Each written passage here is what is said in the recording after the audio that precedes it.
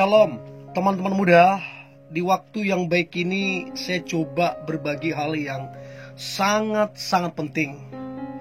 Dan Anda yang berpacaran, ini perlu untuk engkau dengarkan, karena saya pastikan ini akan sangat membantu dan menolongmu. Yaitu ciri pacar selingkuh dengan orang lain. Nah, waktu teman-teman dengar ini, jangan buru-buru langsung putusin pacarmu. Tapi paling tidak cari tahu dulu kebenarannya. Jadi ini semacam alarm untuk kamu, supaya kamu jangan hanya percaya aja, tapi kamu coba cari tahu. Oke?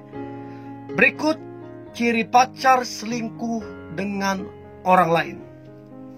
Yang pertama, pacarmu udah terlalu sering berbohong mengenai kegiatannya, mengenai dia dekat dengan seseorang.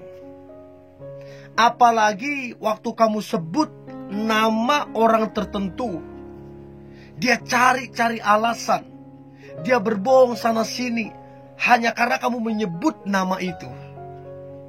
Nah, ini salah satu tanda nyatanya. Kalau dia berbohong masalah keluarganya, masalah nasihat orang tuanya, masalah pesan orang tuanya, masalah pekerjaannya, ya masih masuk akal lah. Tapi kalau dia berbohong hanya karena kamu menyebut nama satu orang yang lawan jenis, yang dia taksir, dan dia berbohong sana sini, nah itu tandanya dia selingkuh. Kalau lurus-lurus aja, apa yang perlu ditutup-tutupin? Itu pertama. Yang kedua, komunikasi di antara kalian sudah sangat berkurang, bahkan jarang sekali. Apalagi kalau kalian LDR. Kalau kalian sudah tidak ada komunikasi, apa yang kalian harapkan dari hubungan itu? Karena satu-satunya kekuatan dari LDR adalah komunikasi. Kalau nggak ada komunikasi gimana? Ketemu aja jarang. Nah, ini yang menjadi pertanyaan, why? Kenapa dia sudah jarang komunikasi ke kamu? Padahal kamu berusaha menghubungi dia, berusaha WA dia, berusaha telepon dia. Kenapa udah jarang? Nah, ini yang perlu kamu patut curigain. Kalau dia betul-betul mencintaimu, kalau betul-betul dia sayang ke kamu, komunikasi itu pasti dan wajib. Pasti dan wajib. Mau sesibuk apapun dia, komunikasi itu wajib. Karena itu salah satu dari tanggung jawab dan kewajiban kita sebagai pacar. Itu yang kedua.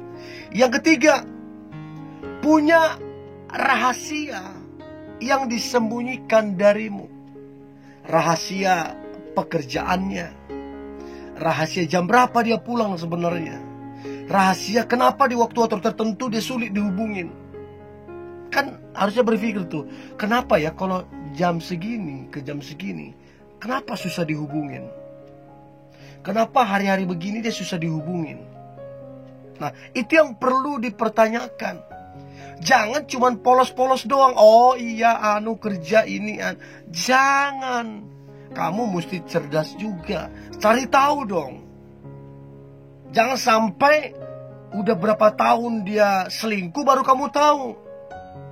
Baru kamu menyesal. Ya, jadi itu yang ketiga. Yang keempat, HP-nya sudah di-lock, sudah di-password darimu. Padahal dulunya nggak ada yang di-password darimu.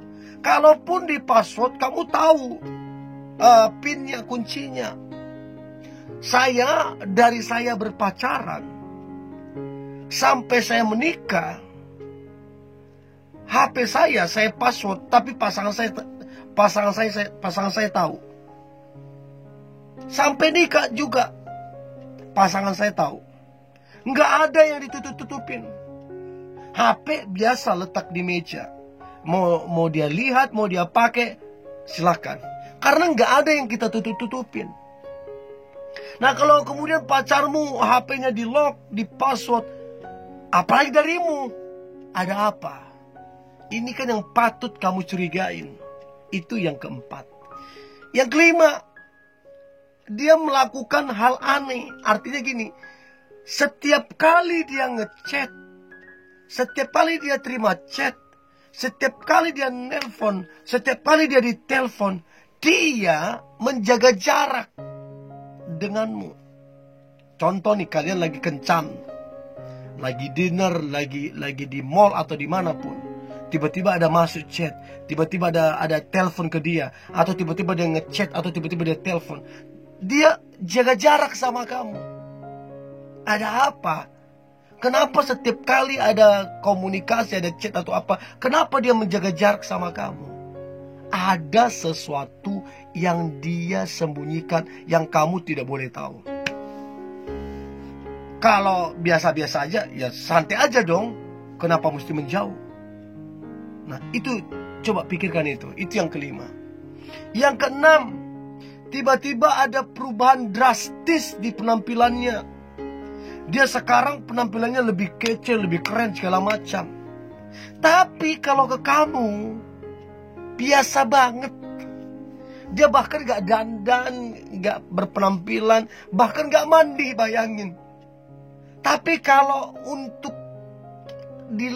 orang lain, untuk dia gak tahu siapa selingkuhannya, dia jadi wangi, dia keren banget, dia cakep banget, penampilannya top habis. Ini yang patut kamu curigain. Kenapa berubah drastis penampilannya, tapi kalau ke kamu biasa-biasa aja. Itu perlu kamu perhatikan. Itu yang keenam. Yang ketujuh, keuangan dia menjadi sangat boros. Gak jelas arahnya kemana. Ya kalau tadinya dia hemat, ke kamu aja dia hemat-hemat, tiba-tiba dia boros keuangannya. Ya kamu kan bisa tahu lah berapa tahun pacaran, berapa gaji dia, terus kalian biasa kalau keluar gimana dia mengeluarkan uangnya, apakah dia hemat atau tidak, kan kamu tahu. Tiba-tiba sekarang untuk makan yang tidak seberapa pembayarannya dia kesusahan. Ada apa? Ya, itu yang ke-7. Yang ke-8, dia melupakan kenangan-kenangan kalian. Ya, dia melupakan semua kenangan-kenangan kalian.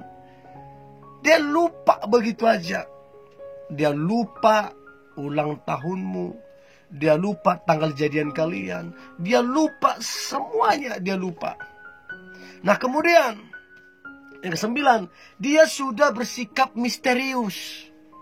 Maksudnya gimana tuh? Dia sudah bersikap misterius. Kamu semakin gak tahu apa aktivitas dia sehari-hari.